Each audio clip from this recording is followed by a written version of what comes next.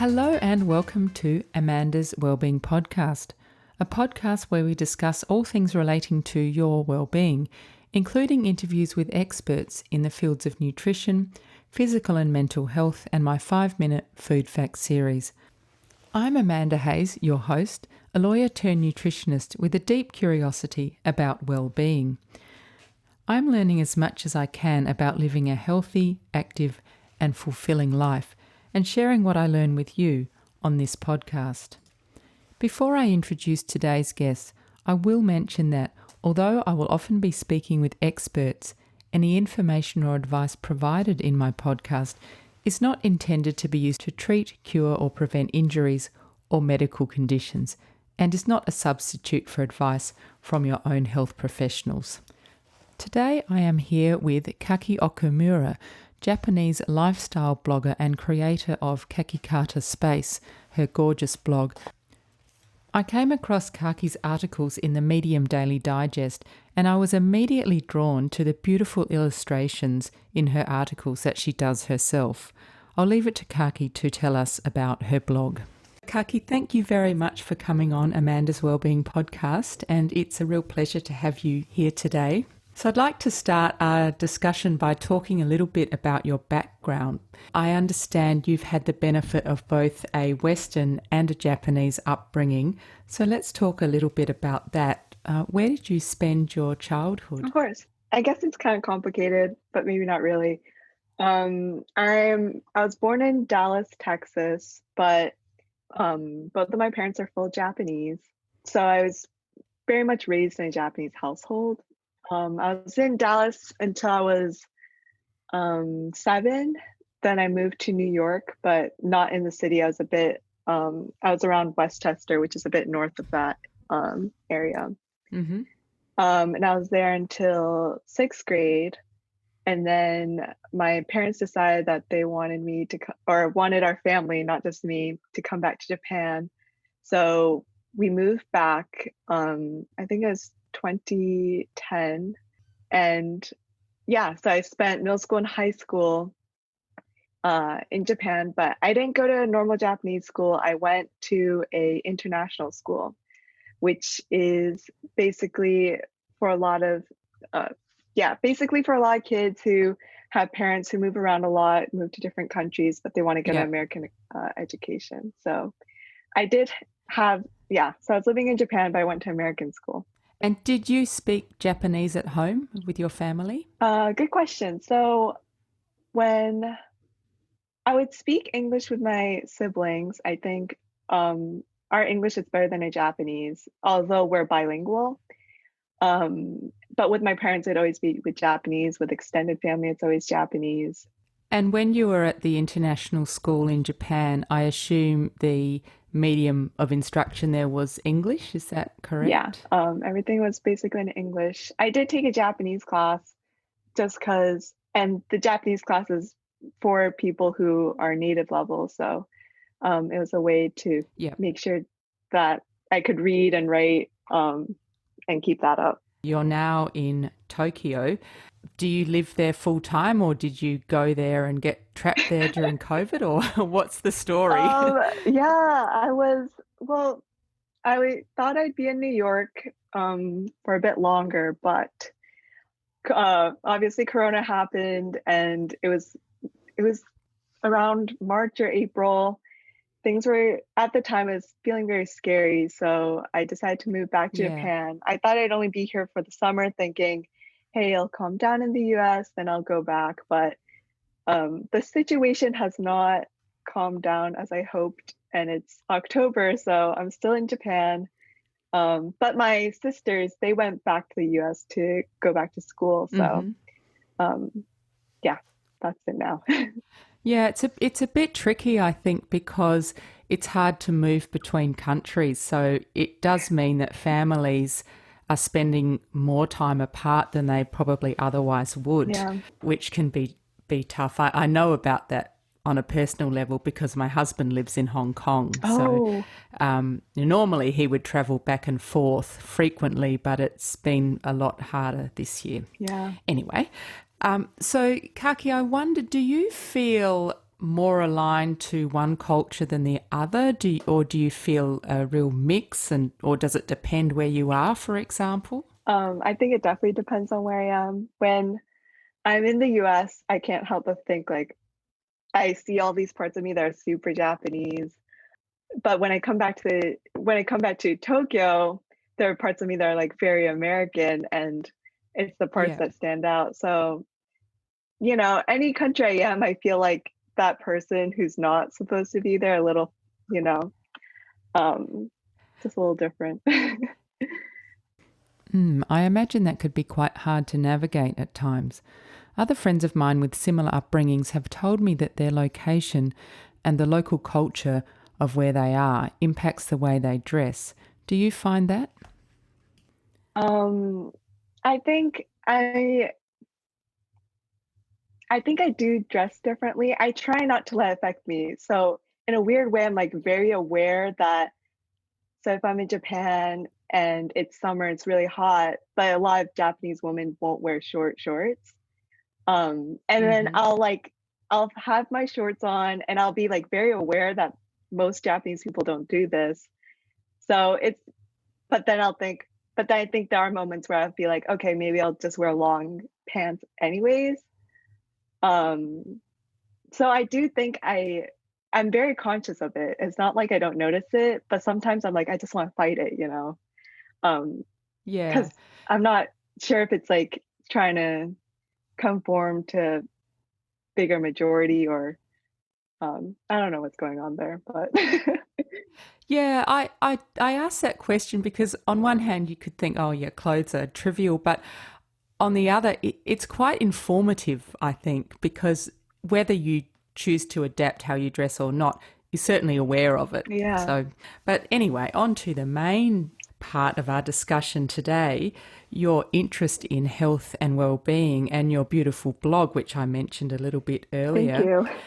You say that you have used the lessons that you've learnt from your experience in both the Japanese and Western upbringings to create a philosophy around wellness and Yeah. health.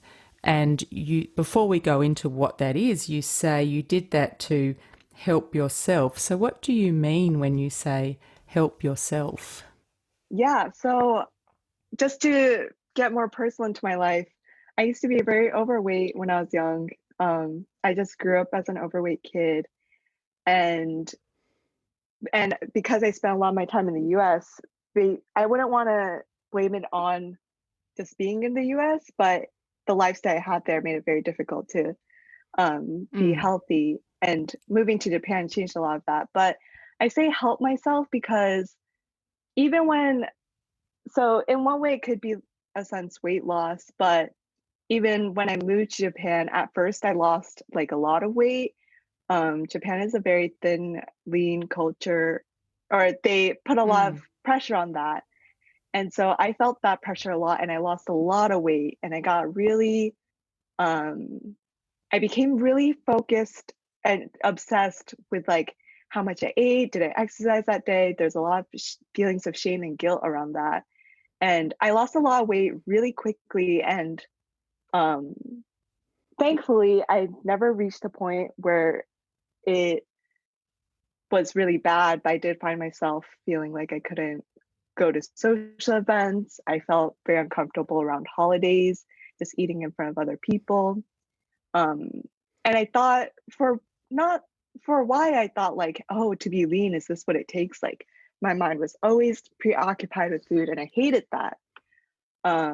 But then I started to think in terms of more moderation and variety. I can mm-hmm. talk about that change later, but basically when I say helping myself, I don't want to just say, oh, I lost a lot of weight and I feel great about myself because Yeah, being healthy isn't just losing weight and um, sure.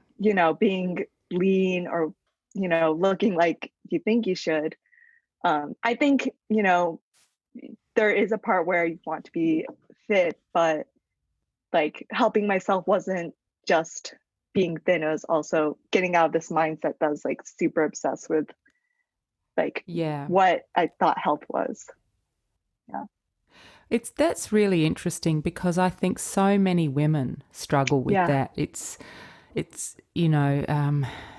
I mean, I've struggled with it over the years as well, and pretty much all my friends have at some point too. Yeah. But you're right, it's not just about losing weight and how you look. It's a lot to do with how you feel about yourself, accepting yourself, having a healthy approach to food. So let's go on and talk about your philosophy around health and well-being. I believe you have created something called the 4 pillars. So Yeah. that's what you talk about. So can you tell us what that's all about? Yeah, of course. I wouldn't call myself like a deeply religious person, but a lot of Japanese culture has values that are derived from religion a lot. And, I think a lot of Japanese culture is based off Shinto too, but also Buddhism. And within Mm-hmm. Buddhism, there's a lot of the focus is on balance and moderation and not taking things to extremes to find like that balance in your life is what will bring joy and wellness into yours. And so, kind of growing up on that philosophy, I thought, okay, well, if I'm thinking about my health, it's not just, eating vegetables and getting regular exercise, but what else is involved? And I think just doing a lot of research on very healthy societies in Japan. So, thinking about Okinawa, for example, and they have a concept called ikigai, which is like you need purpose and but you also need community, and being healthy is also about having the social connection. And so Mm-hmm. when I think about well-being, it's not just you know eating well and moving, but then I thought about the social aspect and how feeling connected with others is really important to our health, and also getting a lot of rest. I think a lot of, I don't want to say modern society, but I do think it's like a weird trend to experience burnout, tell people you're really pushing yourself, and especially um, if you're like in your 20s, 30s, or early 40s, it's, if you put everything into your career, like that, I don't, it's praised, but I'm thinking it's not really sustainable. And I know people who have devoted themselves to work and are very unhappy. And it's reflected in their health as well. So the 4 pillars is, Yeah. yeah, basically to move and nourish, which is to eat in a way that feeds your body.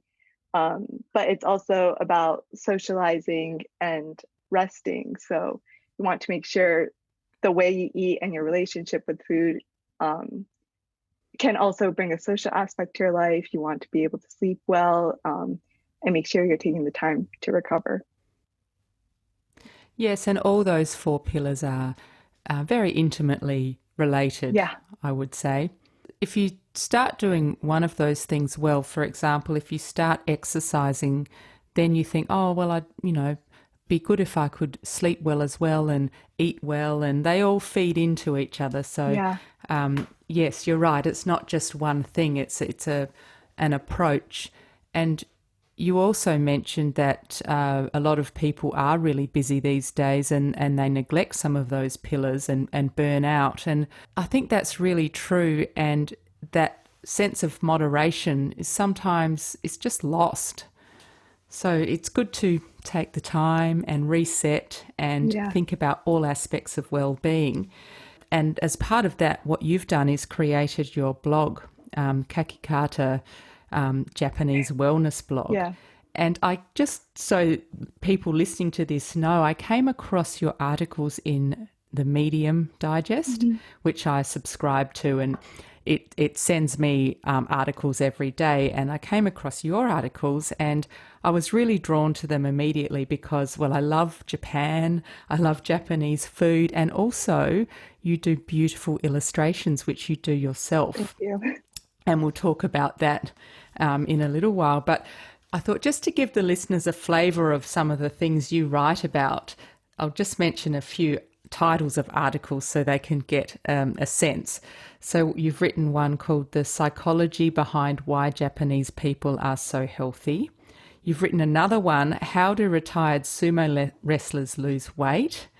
And also another one Soup, Three Sides, The Japanese Art of Eating Healthfully. So I love the titles of your articles and what you actually write about. So what was your inspiration, or why did you decide to start your blog? I think when I first started writing, I wasn't even thinking about writing for other people, but it was that I'd have these experiences and I wanted a place to just write them down. I think I'd come across these really interesting ideas about wellness and health and how other people or other communities even have approached it. And I thought, wow, these are really incredible. And I kind of kept them as a self-reminder maybe, or to organize my own thoughts. So Medium's a great platform because there's basically no barriers to access. It's just you type and publish. And I felt that, and I started out as a reader, but I would read on Medium, I'd see what other people wrote and kind of inspired what they did. So I started doing my own writing. I'd say it was more, I wrote it kind of like a journal entry, even. But eventually I would get, some claps, some comments. And from then it was like, wow, I'm not the only one who could benefit from this information. And so now I put in more effort to try and make sure it's really helpful for other people. And I know eating well is it's not easy. People can make it seem really simple, but I know that for some people it's a really big struggle. And if I could put anything out there to help those people, from my own experience, and I wouldn't wish poor health on anyone. I think it's just one of the worst things you could deal with. And if I know it's not a one size fits all kind of situation, but if I could take my own experience and even help a few people kind of change the way they eat, their relationship with food, and the way they take care of their own health, I think, it just makes it really worthwhile. I agree. And I love the fact that you can draw on both Western and Japanese cultures, because you can, for example, take some of the excellent approaches in Japan and write it in such a way that people in the Western societies understand what you're saying. So I think that's a real skill that you have. Let's talk about the food culture in Japan, because it is very famous for its food culture, and everywhere around the world these days there are Japanese restaurants, and I mean sushi has really become totally mainstream these days. I'm not sure how authentic some of it is, but in a sense that doesn't matter. It's it's things that people love to eat, and it's certainly a lot healthier than some of the other readily available foods out there. So the Japanese population in general, as you've alluded to, is generally healthier than a lot of other countries. It has the longest life expectancy and the lowest obesity rate of the OECD countries, and much of that is attributed to its healthy diet.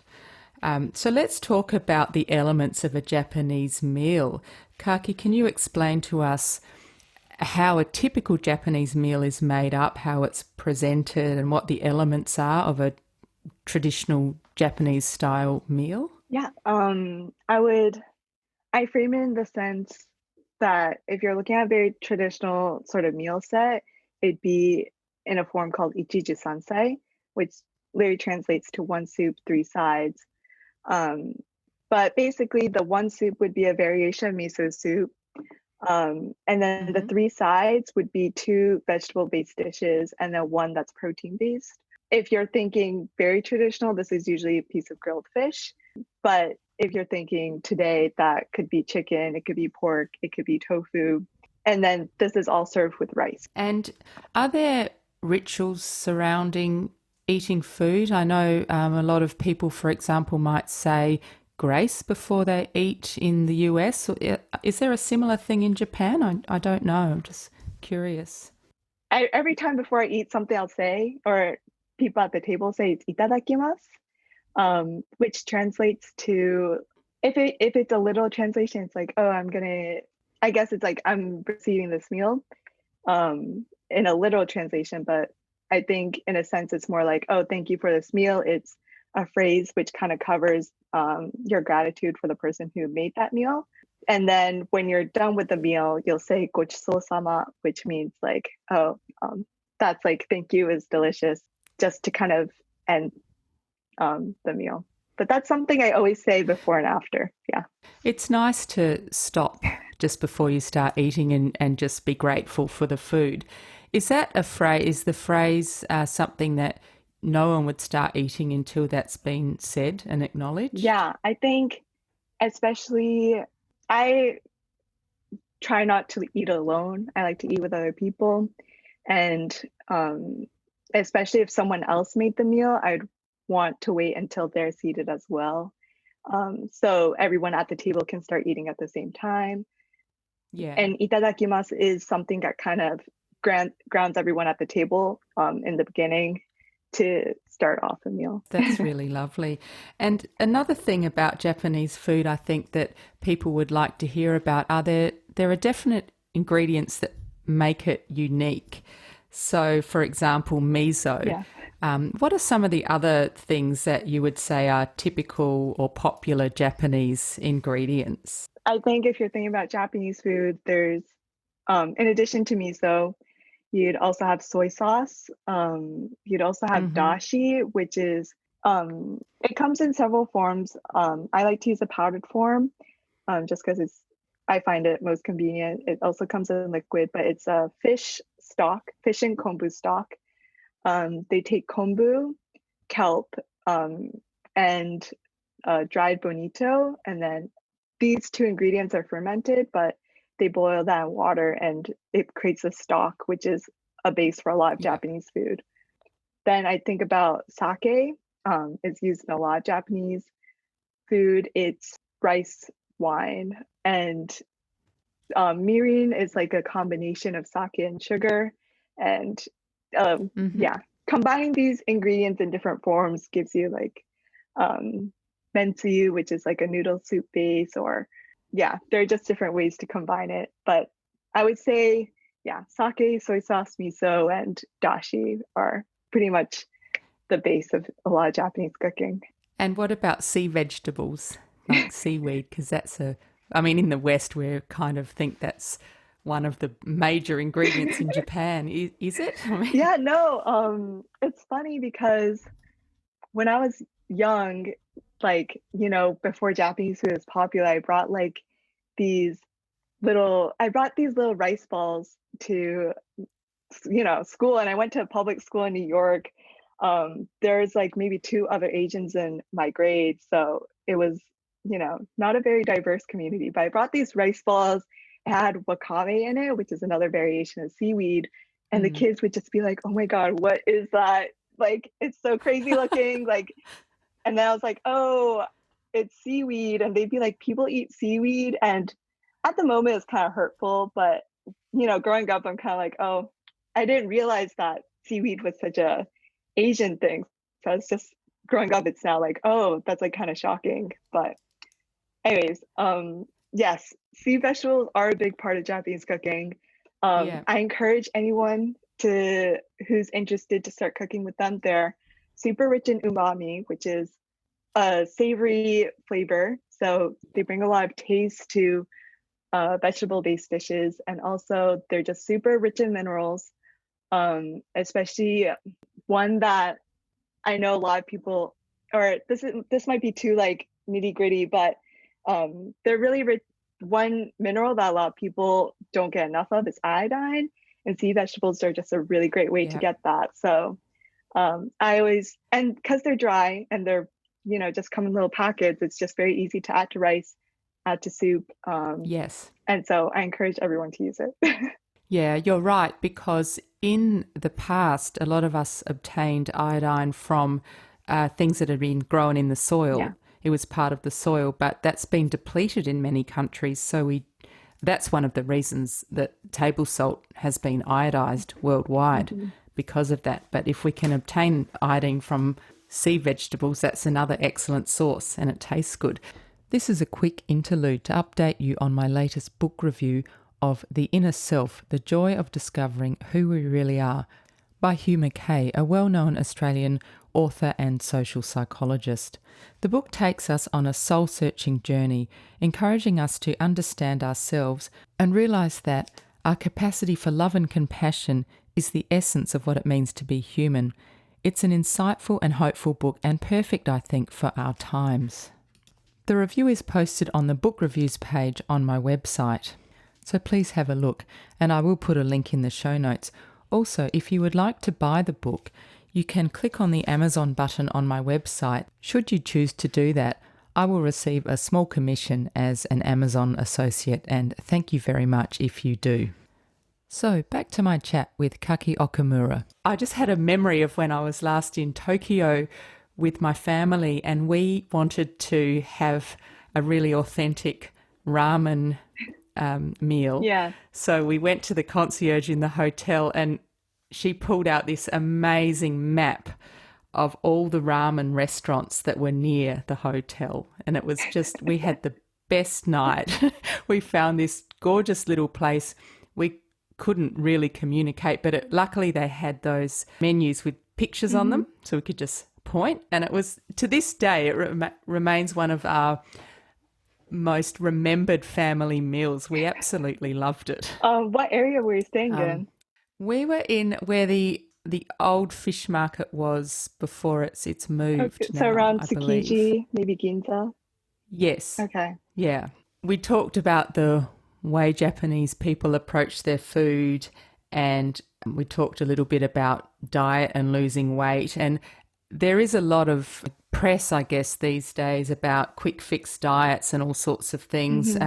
But personally, I've always thought a really important aspect of eating healthily and weight loss is noticing how you feel when you eat, rather than obsessively tracking things like calories or macros and whatever. Basing how much you eat and what you eat on how you feel is something that many of us have lost touch with, I think. But there is a Japanese approach that really addresses this issue. And can you say it, because I don't want to get it wrong? How do you, Harahachi-bunme? Yeah. How do you say? Harahachi-bunme, but yeah, Harahachi-bunme. Harahachi-bunme. So, Yeah. Kaki, can you explain to us what that is, what that philosophy, I guess, for want of a better word, is? Yeah.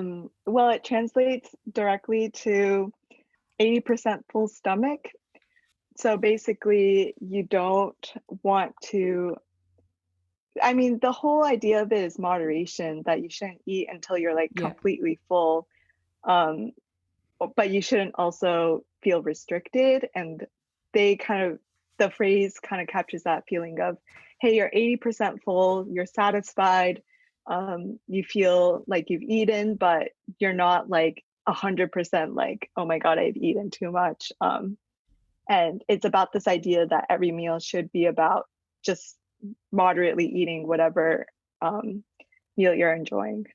Do you have any tips for people on perhaps how they can try and achieve that and be in touch with how they feel? Yeah. Do you have a personal approach you take to that? Yeah, I think it's very important to choose foods which are filling. If you're eating snacks, or just bread, it's really difficult to feel 80% full because you're not getting the amount of fiber, you're not getting the amount of fat and protein that you need to feel fullness. So obviously this Harahachi-bunme concept only really works when you're eating foods that will make you feel full. And also, I think, I don't eat with my laptop open. I don't eat with my phone out if I am alone. But I think I try and get most of the meals, I try and share it with someone. Having a meal with another person with conversation slows us down.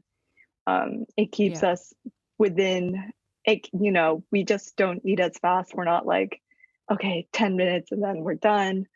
You're, having a drink and just taking breaks in between can really make a difference in, reaching this point of 80% full. Yes, I mean, that makes sense from a physiological point of view too, because it does take a while for the message from the stomach that you're full to register to your brain. So if you are eating with someone else and you're talking and not rushing your meal, that gives your body time to register that it's had 80%.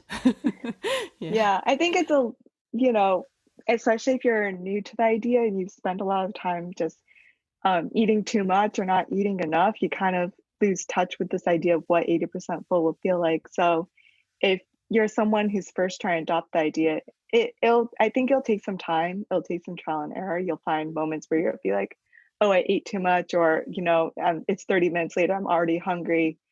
But, with enough consistency, like you'll be able to understand like, oh, this is what 80% full is feeling like. Yeah, I think that's a really lovely way to approach eating, because it's about enjoying the food and thinking about it, and not being too restrictive on yourself in terms of, if you want to enjoy a treat, then, enjoy it. And in fact, that is one of the things you wrote about you wrote an article about centennials, I believe, and the people that, obviously are still healthy and active and have lived a long life. And there was something quite surprising that you found when you spoke to them, and perhaps you can tell us what that was.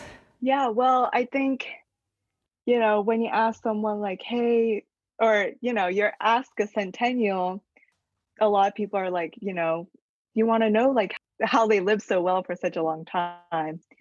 And so naturally a question you want to ask is like, what'd you eat? How'd you eat? And instead of being like, oh, I only ate, this vegetable at this time of day, and I eliminated whatever, like their responses were more, I enjoyed what I eat. I like sushi, I like sweets, and the focus was just on this joy of eating. They found it as something that kind of added to their life and something that they look forward to, instead of like the stressful thing that they had to like, manage and take care of and really obsess over every day. Yeah, I think one of the things you said, one of the quotes was eating delicious things and sleeping well. Yeah. And another one said, eating delicious things is a key to my longevity. So that's a wonderful way to live, isn't it? Yeah.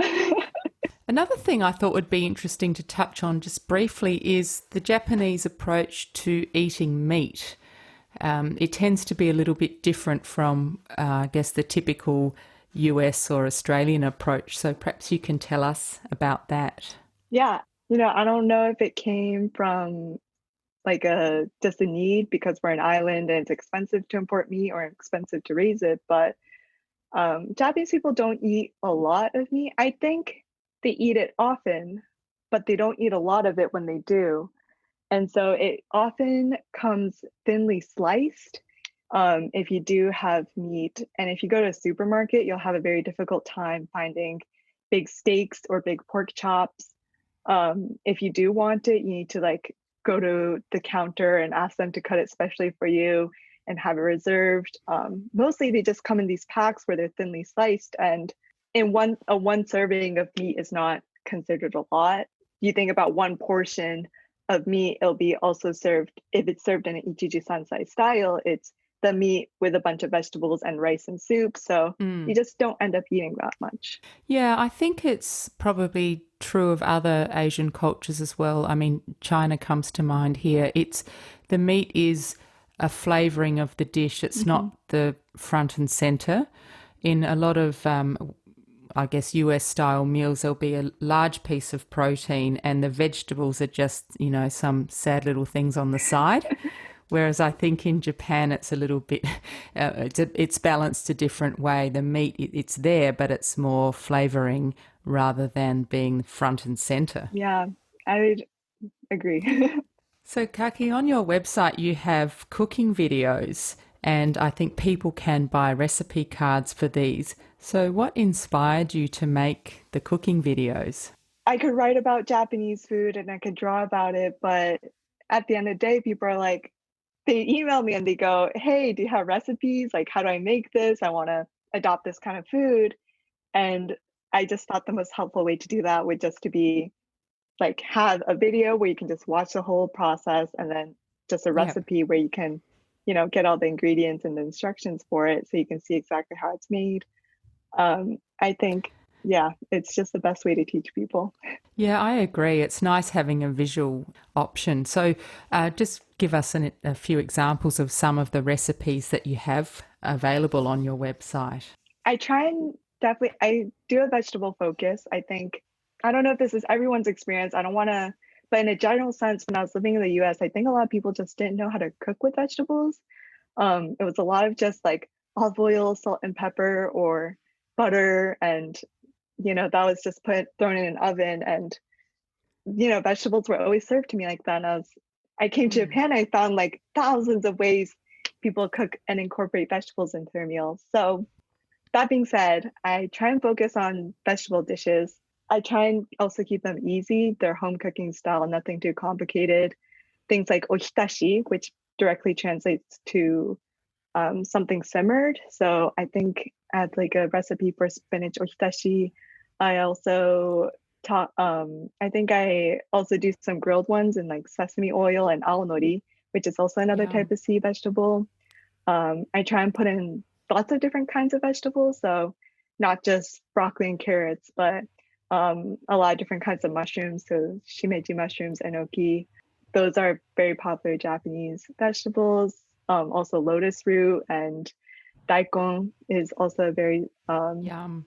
yeah, it's Japanese long radish in English, but I try and do a lot of vegetables like that and also serve different ways. So if it's not simmered, it'll be grated. So I also posted a video where you would grate down the daikon and kind of use it as a condiment or a topping to a different grilled vegetable or something, just so you have different flavors and consistencies within one dish. Thank you. And I'll put a link to that in the show notes. But one thing that is very obvious about the Japanese and, as you mentioned before, Okinawan diet is the variety of vegetables that Yeah. people eat.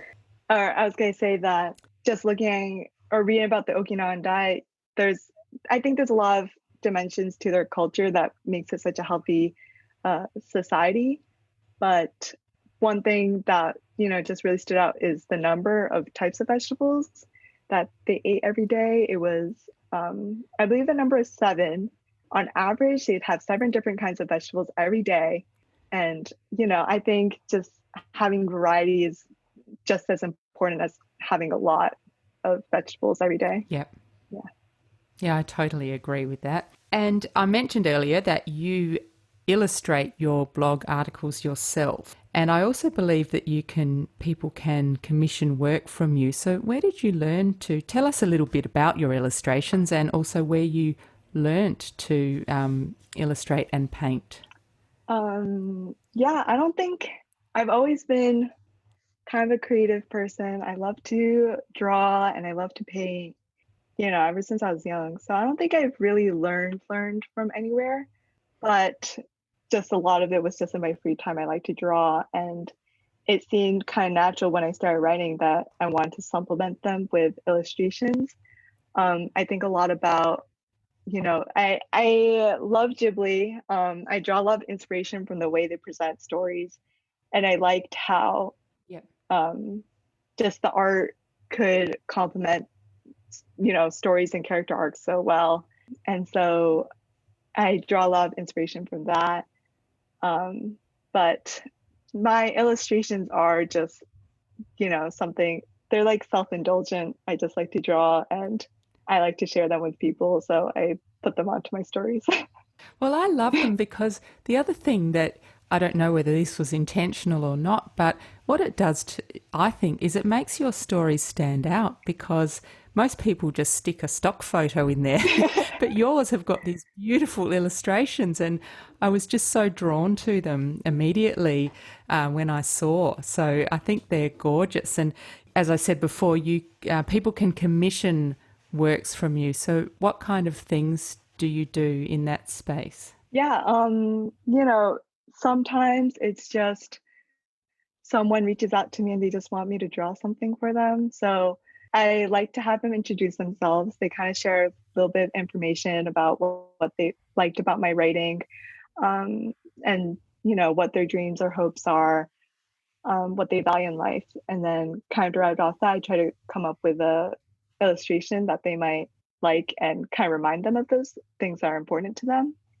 Recently, I've gotten just requests for cookbook illustrations. So someone had a collection of family recipes. They wanted to, put them together into something really nice. So, but instead of photos, they wanted to do illustrations.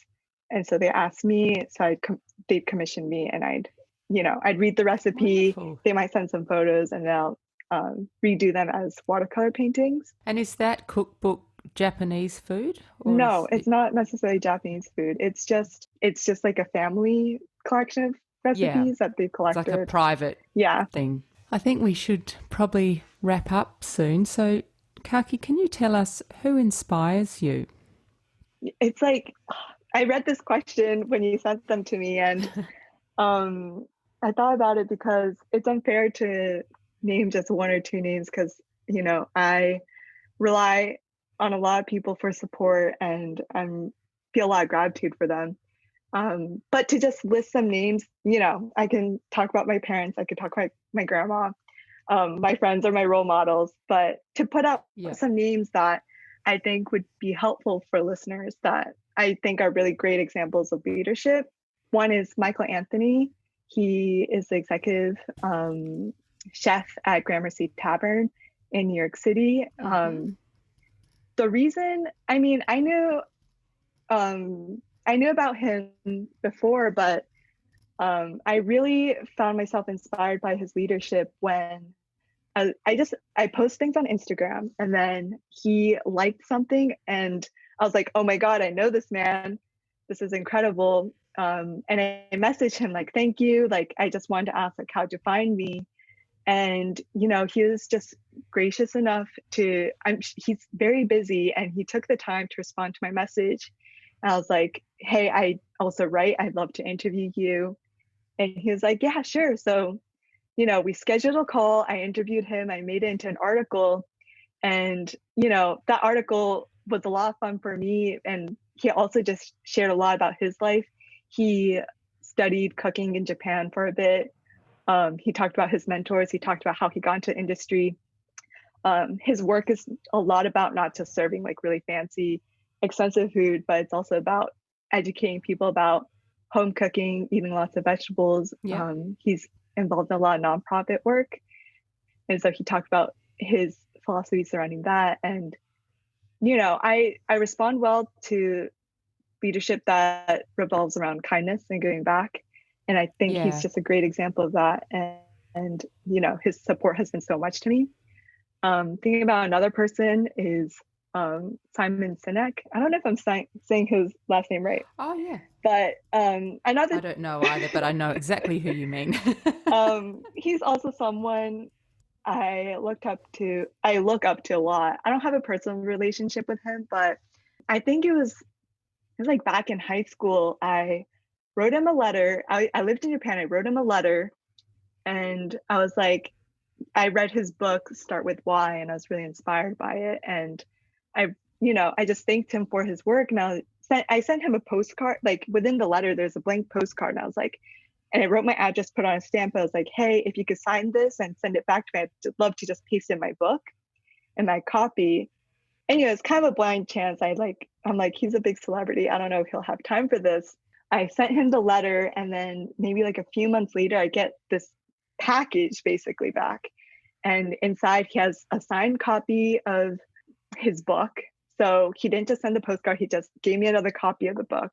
He also sent another he sent a copy of his newer book, Together is Better. It's like a picture book, but he signed that. He also sent like a letter set, and like had a message on it. And to me, that was just crazy. And, I know he's super famous and he talks a lot about leadership and what it means to be a good leader. And I think there are plenty of people who can just talk about it and, say that they're trying to inspire change. But to have someone do that for someone who, he's never met me, he doesn't know what I do. And then he just, took the time to send that back was just incredible. That's a gorgeous story. It's very kind, isn't it? Because from his point of view, as you say, he's busy and well known, but the fact that he actually took the time made a huge impact on you. Mm-hmm. So, a small act on his part can spread a lot of positivity. Yeah. So that's a lovely answer. Kaki, my final question, and I like to ask this to all my guests. Yeah. And you're a perfect one to answer this. If you could recommend 2 things that all people could do to improve their well-being, what would they be? It's hard when you've got 4 pillars. I know. I think to even put in a more general sense, I think even before thinking about the 4 pillars, one thing that that makes a huge difference is surrounding yourself with people who are supportive of your health goals can make all the difference. Because sometimes, just taking care of yourself is a lot, but if you have an outside opinion, he'll push you when you need to be pushed, but, be there to comfort you when you need to be comforted. I think when we're talking about our health, a lot of people already kind of know what they need to work on. Like they know they need to eat more vegetables. They know they need to exercise more, but instead of doing that on your own, having someone to support you, surrounding yourself with people who are very encouraging, who want to see you do well, I think that makes all the difference in your success. So if, I was to recommend with something, it's really just find people who, support you, surround yourself with good people, especially if you're having a hard time, because doing it with others is just a lot easier than doing it yourself. I guess I could talk about the 4 pillars. You want to eat vegetables, you want to move, you want to sleep. But if I were to recommend one thing, it's just focus on doing a small thing every single day.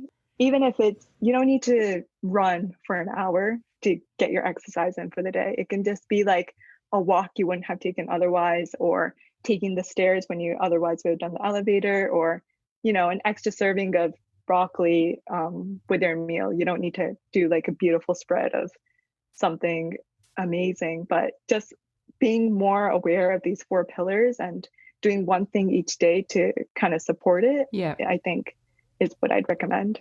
Yeah. That's right. Taking small steps is often the best approach if you're trying to change habits, because otherwise, if you're trying to do too much at once, it can become overwhelming. So surround yourself with supportive people and take small steps every day towards your health. Yeah. I think that's what you're saying. Yes. Thank you very much for coming on my podcast. It's been a real thrill to chat with you today. Thank you so much for having me. This was a lot of fun. I'm so glad you reached out. And that was Japanese lifestyle blogger Kaki Okumura. Thank you very much for listening today, and I do hope you found today's interview interesting or inspiring. If you did, please share the podcast with your friends and take a minute to leave a rating on Apple Podcasts, and it will help people find my podcast. If you would like to subscribe to my podcast, Amanda's Wellbeing Podcast, you can subscribe on all good podcast providers like Apple Podcasts, Spotify, Stitcher, Overcast, and Google Podcasts. You can also subscribe on YouTube. Please follow me on Instagram and Facebook at Amanda's Wellbeing Podcast, and check out my website at www.amandaswellbeingpodcast.com. You can contact me via the website, and please suggest topics you'd like to learn more about and people you'd like to hear interviewed, and I will do my best to deliver that to you. Producing the podcast is a labour of love. It has become my full-time job, and I dedicate a lot of time, money, and effort towards it. If you enjoy my podcast and would like to support it, I would be so grateful. You can make contributions via my Patreon page or via PayPal from the support page on my website. I'll put a link in the show notes, so please do check it out. Another way you can support my podcast, as I have mentioned, is by purchasing a book through the book reviews page on my website. Thank you very much for tuning in. Eat well, move well, think well.